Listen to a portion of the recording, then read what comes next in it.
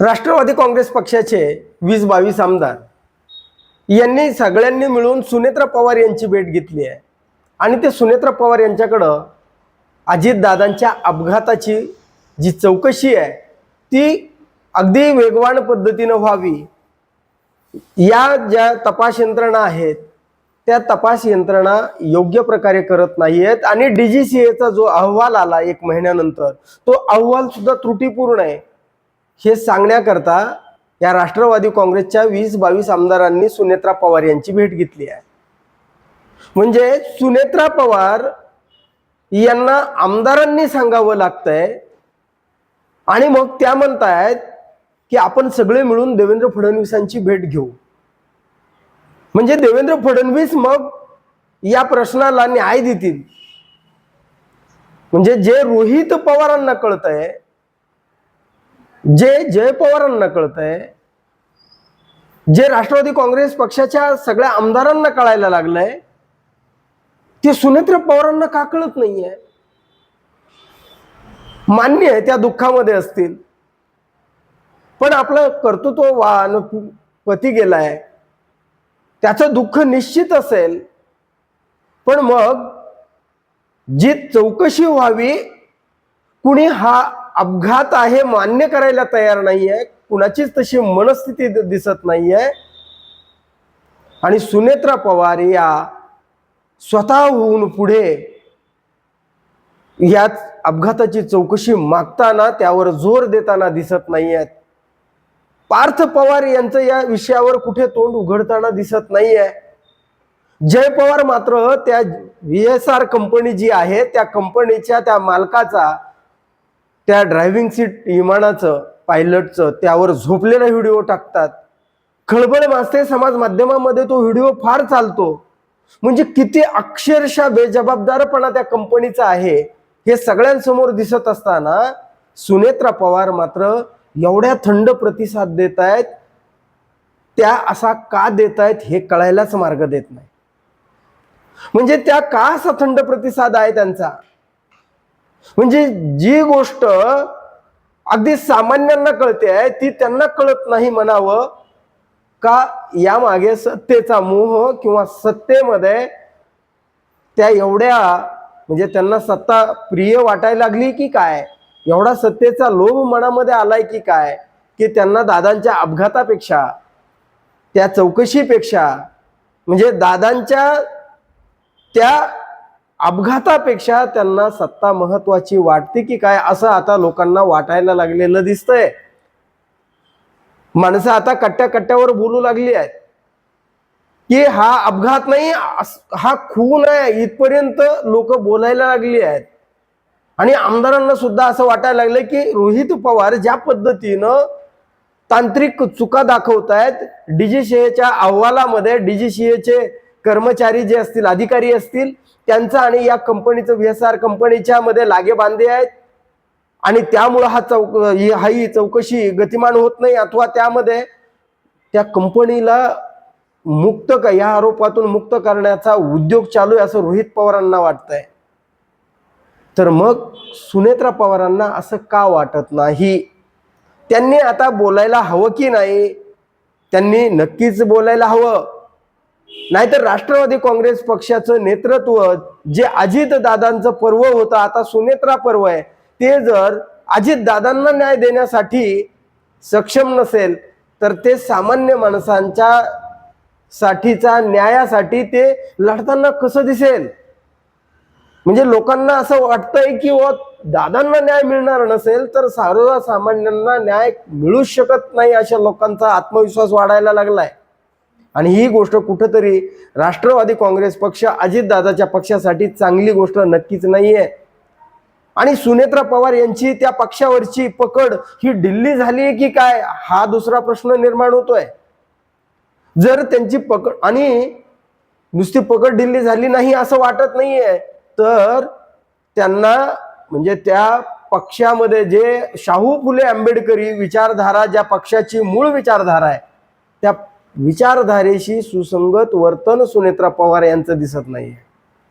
अजितदादांना जाऊन 1 महिना झाला असेल, त्यापूर्वी अजितदादांनी ह्या महेश लांडगे सारख्यांना, नितेश राणे सारख्यांना, त्या संग्राम जगतापांना त्यांच्या पक्षात असताना जी कारणे दाखवा नोटीस दिली आणि भाजपमधली जी लोक बेशिस्तपणे वर्तन करत होते की हिंदुत्वाच्या मुद्द्यावर कुठेतरी हिंदू मुस्लिम करून द्वेष पसरवण्याचं काम करत होते किंवा समाजामध्ये विभागणी करण्याचं काम करत होते, ते हे शाहू फुले आंबेडकर विचारधारेला अनुसरून नाही, त्यावर अजितदादांनी निक्षून सांगण्याचं काम केलं होतं. या संग्राम जगतापांना तंबी दिली होती, पण आज संग्राम जगताप दादांच्या मृत्यूनंतर एका महिन्यामध्येच अगदी नागाच्या फण्यासारखा वर फणा काढतायत आणि ते म्हणतायत की हिंदूंनी खरेदी ही हिंदूकडून करावी. हिंदी भाषेसाठी ज्यांनी आग्रह धरला त्यांच्या विरोधात ही लोक बोलतात, त्यांचं तोंड कसं उघडलं, पण उर्दू भाषा बंद करावी याच्यासाठी यांचं तोंड कधी बंद उघडलं नाही. म्हणजे मुस्लिमांना, हिंदूंना धर्माच्या नावाखाली वेगळं पाडू शकते, वेगळं करू शकते, ती विचारधारा शाहू फुले आंबेडकरी असू शकत नाही. एक तर सुनेत्रा पवार या त्या राष्ट्रीय स्वयंसेवक संघाच्या एका घरगुती कार्यक्रमामध्ये दिसल्या होत्या. गोळवलकर गुरुजींचा फोटो आणि तिथं सुनेत्रा पवार या आपल्या ताई भाषण करताना दिसल्या होत्या आणि या संदर्भामध्ये अजितदादांना सुद्धा माध्यमांनी प्रश्न विचारला होता की दादा ताई ह्या संघाच्या कार्यक्रमाला गेल्यात, म्हणजे अजितदादा ह्या देवेंद्र फडणवीसांबरोबर भाजपाबरोबर आहेत, पण संघ कार्यालयामध्ये ते कटाक्षाने त्यांनी जाणं टाळलं होतं आणि त्यांनी माझी विचारधारा ही त्यांच्यापेक्षा वेगळी आहे, ती त्यांच्यासारखी नाही आहे, हे दाखवण्याचा दादांनी वेळोवेळी यशस्वी प्रयत्न केला होता. आणि त्या सुनेत्रा पवार यांना सुद्धा त्यांनी त्या आता हल्ली मला विचारून जात नाहीत, त्यामुळे त्या तिथं काय बोलल्या आणि त्या कोणत्या कार्यक्रमाला गेल्या मला माहित नाही असं अजितदादा म्हणाले होते. पण अजितदादांचे आमदार आणि अजितदादा नागपूर अधिवेशन ज्यावेळी चालू असतं त्यावेळी ते संघ कार्यालयामध्ये, त्या मुख्यालयामध्ये जाण्याचं अगदी जाणीवपूर्वक टाळतात, कारण ते मुस्लिमांच्या विरोधामध्ये विघातक अशी वक्तव्य ज्यावेळेस भाजपाची लोक करतात ते या महाराष्ट्र हा खपवून घेणार नाही एवढं निक्षून अजितदादा सांगतात.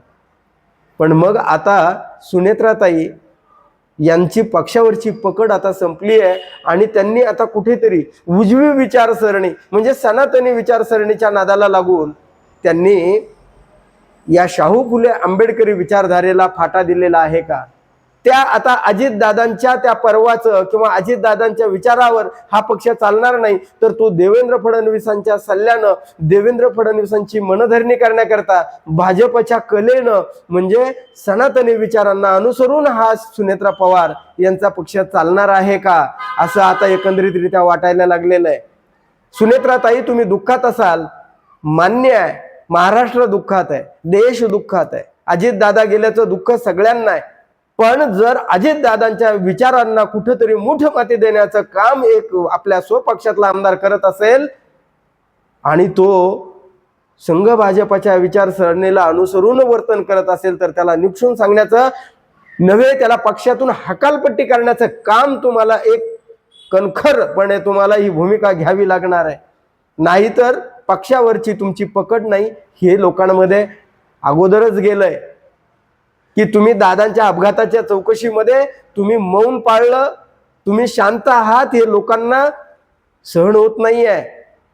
आणि आमदार येत आहेत, जी गोष्ट जय पवारांना हवी आहे, रोहित पवारांना हवी आहे, ती तुम्हाला का नको आहे? तुम्हाला दादांच्या त्या अपघाताच्या चौकशीपेक्षा सत्तेचा मोह आवरत नाही का असं लोकांना वाटतंय. हा चुकीचा संदेश जाऊ नये म्हणून सुनेत्राताई तुम्ही आता बोललं पाहिजे. आणि मी शाहू फुले आंबेडकरी विचारधारेवरच अजितदादांच्या विचारधारेवरच चालणार आहे हे सांगण्याकरता तुम्हाला हे नितेश राणे असतील, हे पडळकर असतील, यांची बेताल वक्तव्य आम्ही खपवून घेणार नाही, महाराष्ट्राला मान्य होणार नाहीत असं तुम्हाला सांगावं लागेल. आणि त्याचबरोबर या संग्राम जगतापांचा पूर्णपणे बंदोबस्त तुम्हाला नक्की करावा लागणार आहे. आणि तो जर तुम्ही बोलला नाहीत अथवा हा संग्राम जगतापांचा बंदोबस्त तुम्ही केला नाही तर हे यावरनं सिद्ध होईल की तुमची अजितदादांच्या पक्षावरची पकड पूर्णपणे सुटलेली आहे आणि हा पक्ष चांडाळ चौकडीच्या सल्ल्यानं आणि देवेंद्र फडणवीस भाजपच्या